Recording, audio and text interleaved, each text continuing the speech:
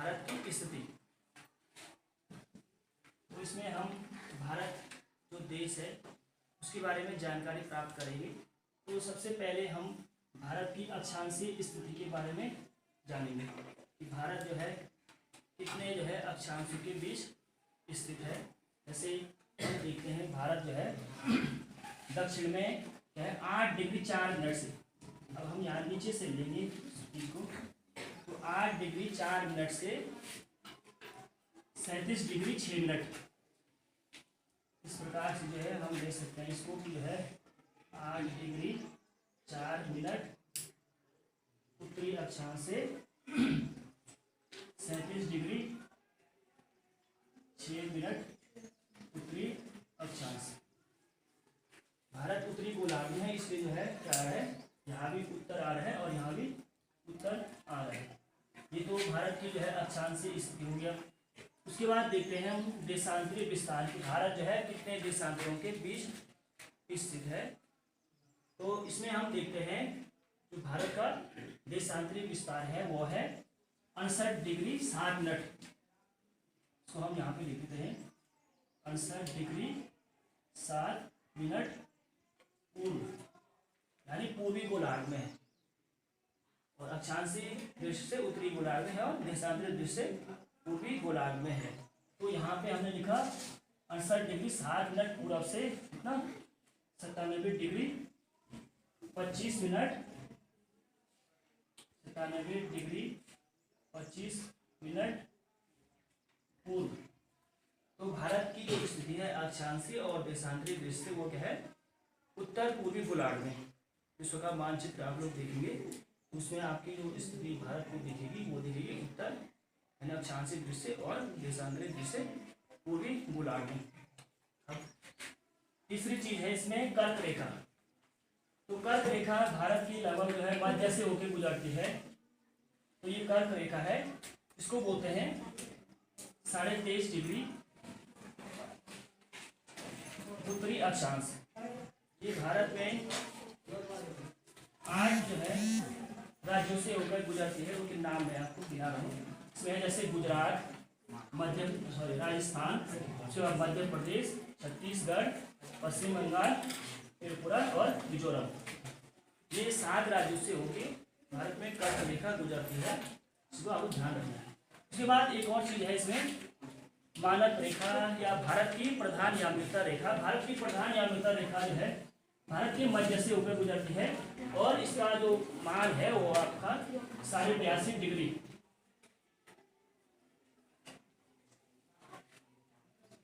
82.5 degree पूर्वी देशांतर। इसके बारे में हम आगे जो है विस्तृत चर्चा करेंगे इस मानक रेखा के बारे में। उसके बाद दूसरा है प्राकृतिक सीमा। अब भारत की स्थिति पढ़ रहे हैं हम, ये तो अक्षांशीय दृष्टि हो गया। उसके बाद हम पढ़ेंगे प्राकृतिक सीमा कहाँ क्या है भारत की। इसमें देखते हैं हम भारत का जो पश्चिमी भाग है, इस वाले भाग में यहाँ पे 2 पर्वत है, हिंदू कुश और सुलेमान पर्वत। उसके बाद यहाँ ऊपर हिमालय पर्वत, इसके बारे में भी हम आगे पढ़ेंगे। उसके बाद यहाँ है आपकी इस साइड पूर्वांचल की पहाड़ियाँ, और उसके बाद यहाँ पीछे है हमारा हिंद महासागर। इस प्रकार हम देखते हैं कि जो है भारत चारों ओर से जो है भौगोलिक दृष्टि से जो है कुछ जो है परिस्थितियों से घिरा हुआ है। उसके बाद हम देखते हैं इसमें कि जो है भारत के जो पड़ोसी देश है, यहाँ से आप पश्चिम से लेंगे कि भारत के पश्चिम से लेकर पूरब की ओर कौन से देश हैं। तो इसमें आप लोग देखते हैं कि यहाँ जो है पाकिस्तान है, यहाँ थोड़ा सा जो है अफगानिस्तान की सीमा अभी छूटी है। उसके बाद जो है यहाँ चीन है, उसके बाद यहाँ नेपाल, यहाँ भूटान, यहाँ म्यांमार और ये बांग्लादेश। ये तो हो गए हमारे जो प्राकृतिक सीमा पे लगे हुए देश हैं। उसके बाद हम 2 जो है महाद्वीपीय देशों के नाम भी पढ़ते हैं कि जो है भारत के जो है महाद्वीपीय देश कौन से हैं। महाद्वीप का अर्थ होता है जो चारों ओर से जल से घिरा हुआ हो। तो छोटे छोटे द्वीप हैं महाद्वीप के नुमा। तो इसमें है श्रीलंका और ये है यहाँ पे मालदीव। ये जो 2 देश हैं ये जो है द्वीपीय देश हैं भारत के। उसके बाद हम पढ़ते हैं भारतीय उपमहाद्वीप की जो है, जो भारत है उसको जो है उपमहाद्वीप की संज्ञा दी जाती है। और इस उपमहाद्वीप में कौन से देश सम्मिलित हैं? तो इसमें है जैसे भारत हो गया, पाकिस्तान हो गया, उसके बाद नेपाल, भूटान, बांग्लादेश, ये तो हो गए हमारे जो प्राकृतिक सीमा के लगे हुए देश हैं। उसके बाद हम दो जो है महाद्वीपीय देशों के नाम भी पढ़ते हैं कि जो है भारत के जो है महाद्वीपीय देश कौन से हैं। महाद्वीप का अर्थ होता है जो चारों ओर से जल से घिरा हुआ हो, तो छोटे छोटे द्वीप हैं महाद्वीप के वहाँ। तो इसमें है श्रीलंका और ये यहाँ पे मालदीव। ये जो दो देश हैं ये जो है द्वीपीय देश है भारत के। उसके बाद हम पढ़ते हैं भारतीय उपमहाद्वीप की जो है, जो भारत है उसको जो है उपमहाद्वीप की संज्ञा दी जाती है।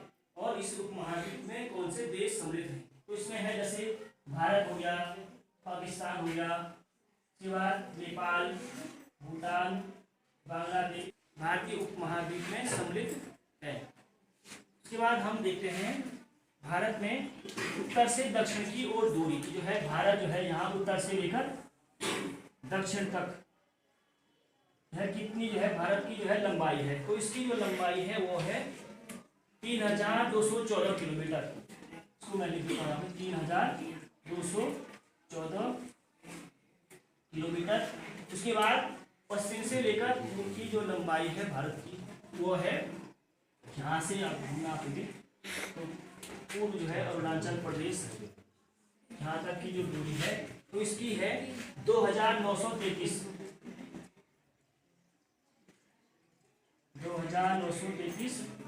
किलोमीटर। उसके बाद हम देखते हैं भारत की स्थलीय सीमा। अभी मैंने आपको बताया भारत की स्थलीय सीमा पे यहाँ से लेकर यहाँ और ये आपका बांग्लादेश यहाँ तक देश लगे हुए हैं। तो इसकी लंबाई कितनी है? तो यहाँ पे आप यहाँ से पाकिस्तान शुरू होता है, यहाँ से लेकर आप जो है स्टेप शुरू करेंगे यहाँ से, तो पूरी जो है आपकी यहाँ से लेकर जो आपकी स्थलीय सीमा होगी बांग्लादेश तक, तो उसकी जो लंबाई है वो है 15,200 किलोमीटर। उसके बाद हम देखते हैं भारत की जलीय सीमा। भारत की जो जलीय सीमा है यहाँ से आप लोग लगेंगे दक्षिण में भारत के हिंद महासागर है, तो इसकी जो जलीय सीमा है वो है 7,516.6 किलोमीटर इसकी जो है समुद्री सीमा है। उसके बाद एक छोटी सी जो है भारत का क्षेत्रफल, जो आपको भारत देख रहे हैं यहाँ से लेकर, तो आपके इसमें दिया हुआ है 32,87,263 वर्ग किलोमीटर भारत का क्षेत्रफल है। ये आपकी जो है भारत की स्थिति हो गया। उसके बाद जो है एक छोटी सी यहाँ पे है जो आप ये द्वीपीय देश देख रहे हैं, आप श्रीलंका देख रहे हैं, तो इसके बीच एक संकरी जलीय संधि है। जलीय संधि का अर्थ क्या होता है? जो बड़े समुद्री क्षेत्र को अलग करता है।